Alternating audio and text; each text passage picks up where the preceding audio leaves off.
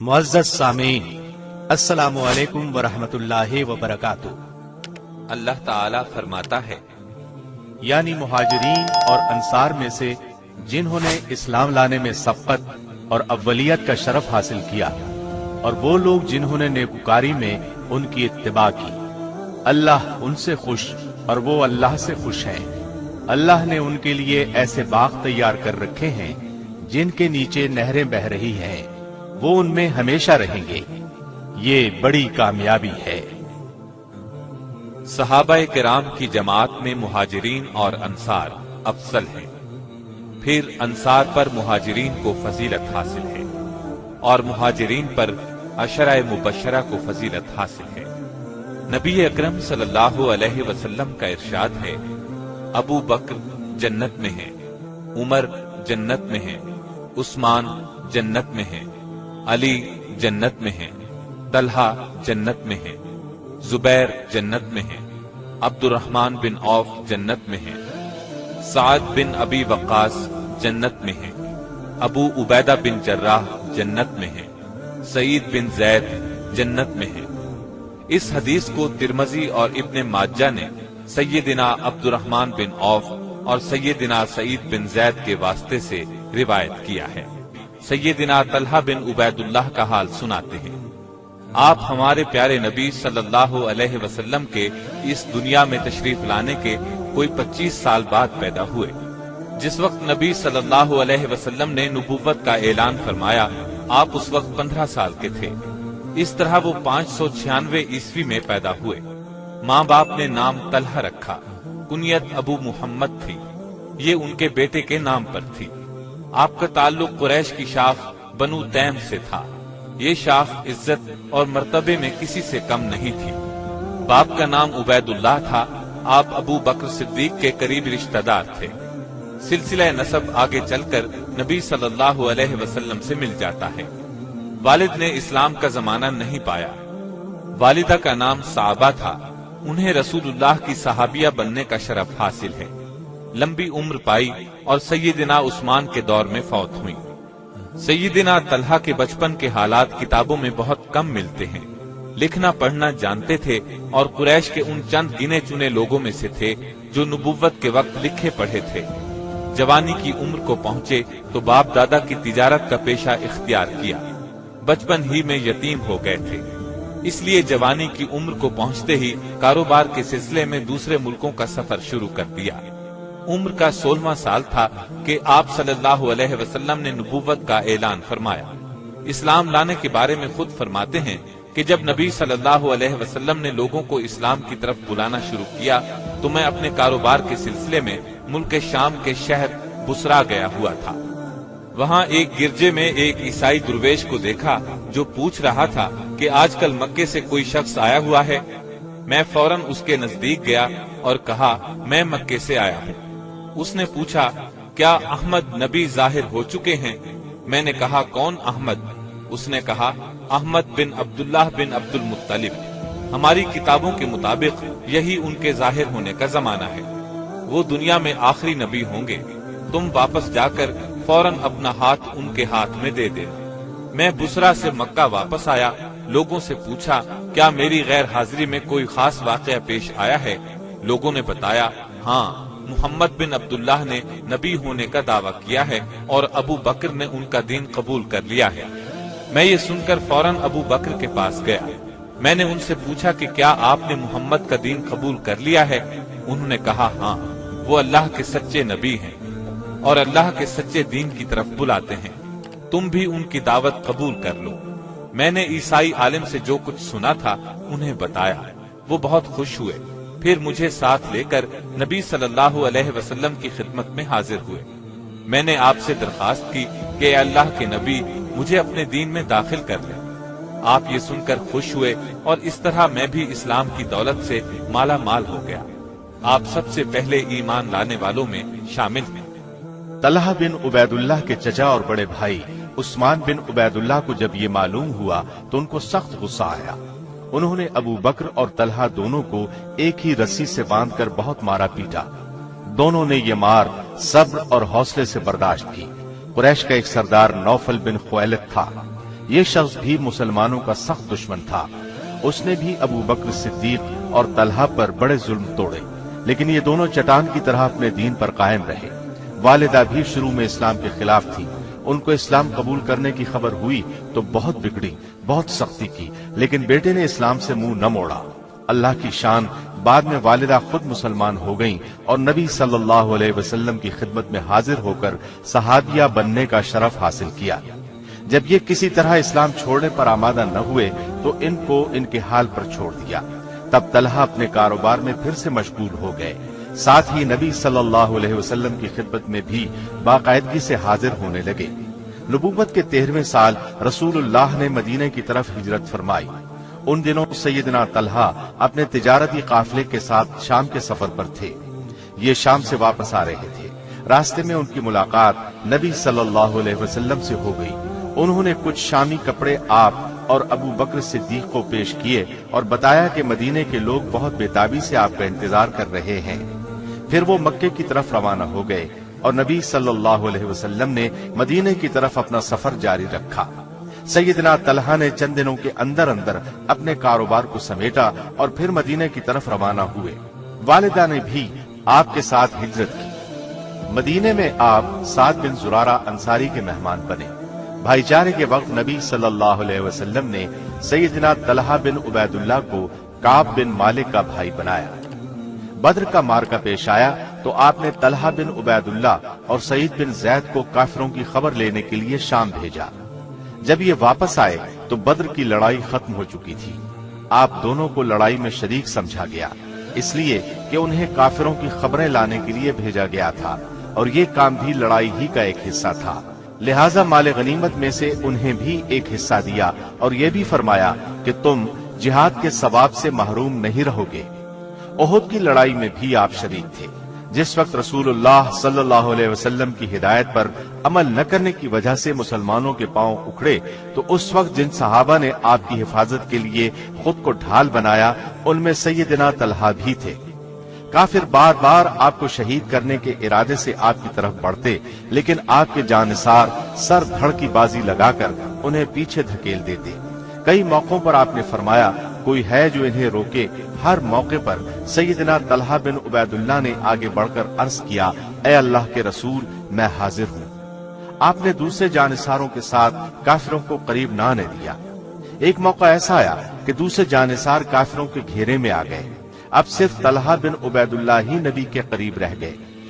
آپ صلی اللہ علیہ وسلم کو خطرے میں دیکھ کر آپ دائیں بائیں آگے پیچھے سے آنے والے تیروں، نیزوں اور پتھروں کے وار اپنے جسم پر روکنے لگے۔ اپنے خون میں نہا گئے، جسم زخموں سے چھلنی ہو گیا، لیکن رسول اللہ صلی اللہ علیہ وسلم پر اپنی جان قربان کرنے کی تڑپ نے ان میں ایسی طاقت بھر دی کہ وہ برابر ڈٹے رہے اور تلوار چلاتے رہے۔ غرض بہت دیر تک اسی طرح آپ صلی اللہ علیہ وسلم کی حفاظت کا فرض ادا کرتے رہے، یہاں تک کہ دوسرے صحابہ لوٹ آئے جن کے پاؤں اکھڑ گئے تھے۔ اب سب نے مل کر کافروں کو پیچھے دھکیل دیا۔ ادھر دوسرے مسلمانوں کو بھی پتہ چل گیا کہ آپ کی شہادت کی خبر غلط تھی، چنانچہ وہ بھی پھر سے جمع ہو کر لڑنے لگے۔ اس طرح کافر میدان چھوڑ کر بھاگ نکلے۔ نبی صلی اللہ علیہ وسلم زخمی بھی ہوئے تھے، اس لیے سیدنا طلحہ نے اپنے زخموں کی پرواہ کیے بغیر آپ صلی اللہ علیہ وسلم کو اپنی کمر پر سوار کر کے پہاڑ کی چوٹی پر پہنچایا۔ اس موقع پر آپ نے فرمایا، طلحہ بن عبید اللہ نے جنت واجب کر لی۔ کافروں کے بھاگنے کے بعد سیدنا ابو بکر صدیق نے طلحہ کے جسم پر زخموں کو گنا۔ آپ کو تیر، تلوار اور نیزے کے 70 زخم آئے تھے۔ ایک ہاتھ پر ایسا زخم بھی آیا جس کا اثر ساری زندگی رہا۔ یہ بھی کہا جاتا ہے کہ ان کا پورا ہاتھ ہمیشہ کے لیے شل ہو گیا، اور یہ بھی کہا گیا کہ 2 انگلیاں ہمیشہ کے لیے بیکار ہو گئی تھی۔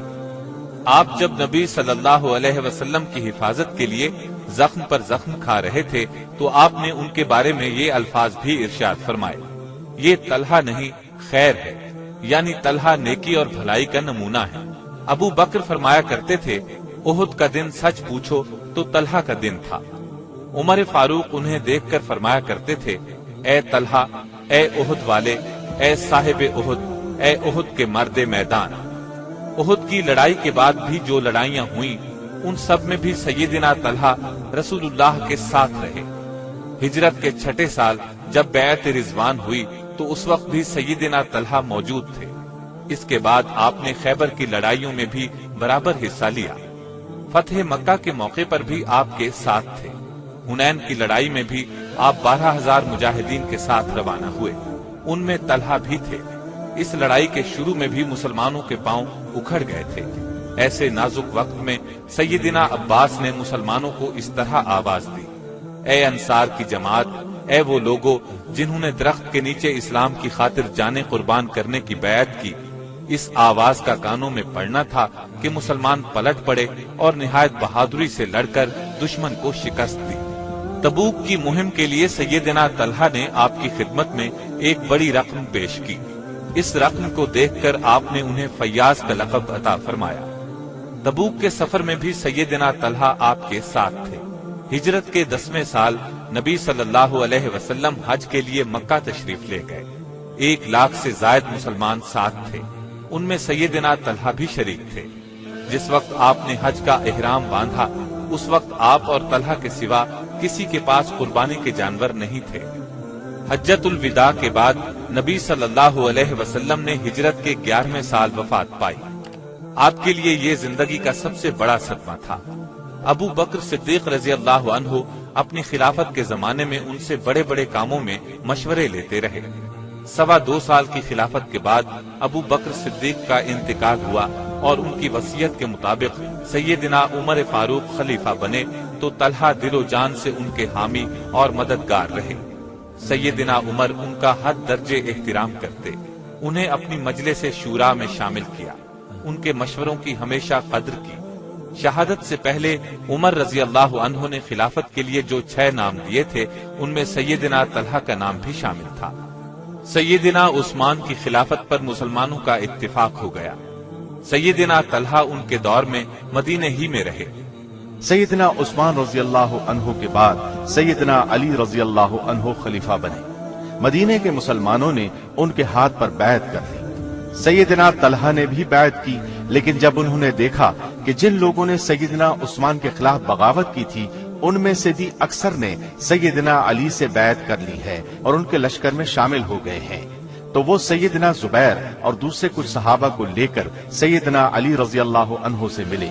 उनसे दरखास्त की कि कातिलों को पकड़कर शरीयत के मुताबिक सजा दी जाए, क्योंकि हमने इस शर्त पर आपसे बैत की थी कि आप मुजरिमों को सजा देंगे।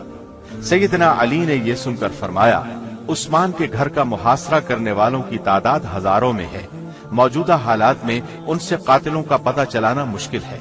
जरा अमन हो ले, फिर तहकीक करके कातिलों को पकड़ा जाएगा। उनका जवाब सुनकर सैयदना तलहा और जुबैर मक्का तशरीफ ले गए। सैयदा आयशा हज के सिलसिले में मक्का में मौजूद थी। सारे हालात उन्हें बताए। इन हजरात ने उन्हें बताया कि मदीने के लोग बहुत परेशान हैं, वो न अपनी हिफाजत कर सकते हैं, न सैयदना उस्मान के खून का बदला ले सकते हैं, और अली बागियों में घिर कर रह गए हैं। इस तरह सैयदा आयशा रजी अल्लाह अन्हा ने इन दोनों बुजुर्गों से मशवरा किया। हालात को सुधारने के लिए बसरा की तरफ रवाना हुई, क्योंकि वहां सैयदना तलहा के हामी बहुत ज्यादा थे। रास्ते में बहुत से लोग उनके साथ शामिल होते चले गए। उधर सैयदना अली रजी अल्लाह अन्हु को लश्कर की आमद की इत्तला मिली। वो अपने लश्कर के साथ आगे बढ़े। दोनों फौजें बसरा के मकाम पर एक दूसरे के आमने सामने आ गईं। सुलह की बातचीत की बहुत कोशिश की गई। सैयदा आयशा की तरफ से उस्मान का बदला लेने का मुतालबा किया गया। सैयदना अली रजी अल्लाह अन्हु ने अपनी मजबूरियां बयान की। करीब था कि सुलह हो जाती, लेकिन अली रजी अल्लाह अन्हु के लश्कर में मौजूद बागियों ने जंग छेड़ दी। अब दोनों तरफ से जंग शुरू हो गई। दोनों तरफ से बहुत से मुसलमान शहीद हो गए। आखिर सैयदा आयशा रजी अल्लाह अन्हा के लश्कर को शिकस्त हुई। उस वक्त तक उन्हें महसूस हो चुका था कि लड़ाई साजिशियों की साजिश से शुरू हुई थी। चुनांचे उन्होंने मुसलमानों से कहा, मेरे बच्चों, ये लड़ाई गलतफहमी की वजह से हुई। इस लड़ाई में चूंकि सैयदा आयशा ऊंट पर सवार थी, इसलिए ये जंग जमल के नाम से मशहूर हुई। लड़ाई शुरू होने से पहले सैयदना अली रजी अल्लाह अन्हु घोड़े पर बैठकर मैदान में आए और सैयदना जुबैर को रसूलुल्लाह सल्लल्लाहु अलैहि वसल्लम की एक पेशगोई याद दिलाई। आपने उस वक्त कुछ इस तरह के अल्फाज फरमाए थे, اے زبیر تم علی کے مقابلے پر آؤ گے، اس وقت تم غلطی پر ہوگے۔ ان الفاظ کو یاد کر کے سیدنا زبیر لڑائی کے میدان سے ہٹ آئے۔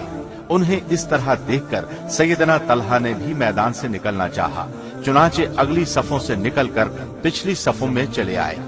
اس موقع پر اپنے ہی لشکر کی طرف سے ایک زہریلا تیر آیا، تیر آپ کے پاؤں میں چبھ گیا، آپ اس تیر کے لگنے سے شہید ہو گئے۔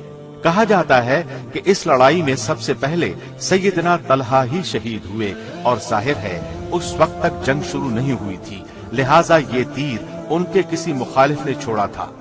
علی رضی اللہ عنہ کو طلحہ رضی اللہ عنہ کی شہادت کی خبر ملی تو انہیں بہت صدمہ ہوا۔ آپ کی شہادت کا واقعہ 10 جمادی الاول 36 ہجری میں پیش آیا۔ اس وقت ان کی عمر 64 سال تھی۔ آپ کا قد درمیانے سے قدرے چھوٹا، چہرے کا رنگ سرخ و سفید، بدن خوب بھرا ہوا، سینہ چوڑا تھا۔ ذریعہ آمدنی تجارت تھا، حجاز کے بڑے تاجروں میں شمار ہوتا تھا۔ اپنی دولت اللہ کے راستے میں لٹاتے رہتے، جس قدر وہ اپنا مال اللہ کے راستے میں لٹاتے تھے، اللہ تعالیٰ آپ کو اس سے کہیں زیادہ مال عطا کرتا تھا۔ یہی وجہ تھی کہ اپنے پیچھے لاکھوں دینار اور ایک بڑی جائیداد چھوڑی۔ آپ کے دسترخوان پر 20 لوگ کھانا کھاتے تھے۔ مختلف اوقات میں کئی شادیاں کی، 4 لڑکیاں اور 11 لڑکے پیدا ہوئے۔ آپ کے سب سے بڑے بیٹے محمد کو نبی صلی اللہ علیہ وسلم کا صحابی بننے کا شرف حاصل ہوا۔ محمد بن طلحہ بہت عبادت گزار تھے، انہوں نے بھی اپنے والد کے ساتھ جنگ جمل میں شہادت پائی۔ سیدنا طلحہ بہت پاکیزہ اخلاق والے تھے، دیانت دار اور سخی تھے۔ شجاعت تو گویا ان کی گھٹی میں پڑی ہوئی تھی۔ صلہ رحمی کرتے تھے، بہت زیادہ مہمان نواز تھے۔ نبی صلی اللہ علیہ وسلم کے بہت قریبی ساتھی تھے۔ کثرت سے آپ کی باتیں سنی، لیکن حدیث نقل کرنے میں حد درجے احتیاط سے کام لیتے تھے۔ یہی وجہ ہے کہ کتب احادیث میں ان سے روایت کی گئی احادیث بہت کم ملتی ہیں۔ اس وقت تک کوئی حدیث بیان نہیں کرتے تھے جب تک ایک ایک لفظ کے بارے میں یقین نہیں ہوتا تھا۔ ایک بار ایک دیہاتی ان کی موجودگی میں رسول اللہ کی خدمت میں حاضر ہوا، اس نے آپ سے دین کے بارے میں کئی باتیں پوچھی۔ فرماتے ہیں اس دیہاتی کے بال بکھرے ہوئے تھے، وہ اسلام کے بارے میں پوچھ رہا تھا۔ آپ نے فرمایا دن رات میں 5 نمازیں پڑھنا ہر مسلمان پر فرض ہے۔ اس نے پوچھا کیا اس کے علاوہ بھی کچھ نمازیں میرے ذمے ہیں؟ آپ نے فرمایا تجھ پر اور کوئی نماز فرض نہیں، ہاں اپنی طرف سے پڑھنا چاہو تو پڑھ سکتے ہو، یعنی نفل نمازیں۔ پھر اس نے روزے کے بارے میں پوچھا، میرے ذمے کیا ہے؟ آپ نے فرمایا فقط 30، اگر تو اپنی طرف سے رکھنا چاہے تو رکھ سکتا ہے، یعنی نفلی روزے۔ پھر نبی صلی اللہ علیہ وسلم نے اس سے زکوٰۃ کا ذکر کیا۔ اس نے پھر کہا اس کے علاوہ بھی کچھ دینا میرے ذمے ہے؟ آپ نے فرمایا نہیں، کچھ نہیں، لیکن اگر تو اپنی طرف سے کچھ دینا چاہے تو دے سکتا ہے۔ اس کے بعد آپ نے اسے دین کی کچھ اور باتیں بتائیں۔ جب وہ اٹھ کر جانے لگا تو اس نے کہا میں اللہ کی قسم اس سے زیادہ کچھ نہیں کروں گا۔ آپ نے فرمایا اگر اس نے سچ کہا تو یہ کامیاب ہو گیا۔ آپ بہت سمجھدار تھے، پوری طرح جوان نہیں ہوئے تھے کہ نبی صلی اللہ علیہ وسلم نے نبوت کا اعلان فرمایا، لوگوں کو رازداری سے اسلام کی طرف بلانا شروع کیا۔ آپ تک اسلام کی دعوت پہنچی تو فوراً قبول کر لی۔ باپ دادا کے مذہب پر واپس لانے کے لیے ان پر بہت سختی کی گئی، لیکن انہوں نے تمام سختیاں بہت صبر اور حوصلے سے برداشت کی، لیکن اللہ کے سچے دین کو کسی صورت چھوڑنے پر تیار نہ ہوئے۔ اسلام لانے کے بعد ان کی خوبیاں نکھر کر سامنے آئیں، یہاں تک کہ نبی صلی اللہ علیہ وسلم نے آپ کو خیر کا لقب عطا فرمایا۔ بہادر اور دلیر ہونے کے ساتھ آپ بہت سخی بھی تھے۔ ایک پہاڑ کے دامن میں ایک کنواں مسلمانوں کے لیے خریدا اور لوگوں کو کھانا کھلایا۔ اس پر نبی صلی اللہ علیہ وسلم نے خوش ہو کر فرمایا اے طلحہ بے شک تم بڑے فیاض ہو۔ سیدنا عمر رضی اللہ عنہ نے اپنی شہادت سے پہلے جن 6 صحابہ کے نام حکومت کے لیے تجویز فرمائے ان میں آپ کا نام بھی تھا، لیکن آپ نے اپنا حق سیدنا عثمان رضی اللہ عنہ کے لیے چھوڑ دیا۔ اللہ کی ان پر بے شمار رحمت۔